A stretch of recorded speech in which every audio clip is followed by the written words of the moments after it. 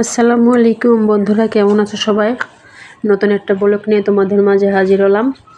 দেখো, ওলকপি, জানি না তোমরা কি বলো এটাকে। আমি ওলকপি দিয়ে বেগুন দিয়ে ইলিশ মাছ রান্না করব। তো আমি আগে থেকে বেটে ঘষে নিছি। ইলিশ মাছটা আমি কাঁচাই রান্না করব, যেহেতু আমি ভাজি না কখনো।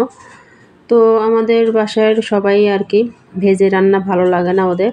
তো আমি এমনিতে রান্না করে আগে থেকে লবণ হলুদ দিয়ে মাখা রাখি। পরে আমি এটা তেলে কষাইয়ে তারপরে তরকারির ভিতরে দিয়ে দিই আর কি। তো আগে থেকে আমি মশলাটা বেটে রাখছি। তো এখন আমি চুলার উপরে একটা কড়াই দিয়ে আমি সব উপাদান দিয়ে ভালোভাবে একটু নাড়াচাড়া করব। নাড়াচাড়া করার পরে তারপরে আমি তরকারিটা করে রাখছি, ওটা আমি ঢেলে দিব।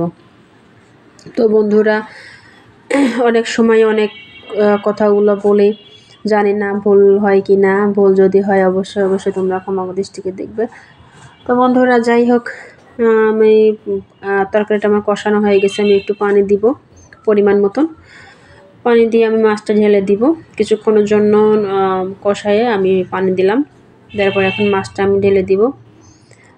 ঢেলে দেওয়ার পর আমি কিছুক্ষণ ঢেকে মেখে রেখে তারপরে হয়ে যাবে। তো বন্ধুরা, এই উপাদানগুলো মিশিয়ে ইলিশ মাছ রান্না করে খেয়ে দেখো, অনেক ভালো লাগবে। আমি মাঝে সাঝে এইভাবে রান্না করে খাই, তো আমাদের কাছে ভালো লাগে।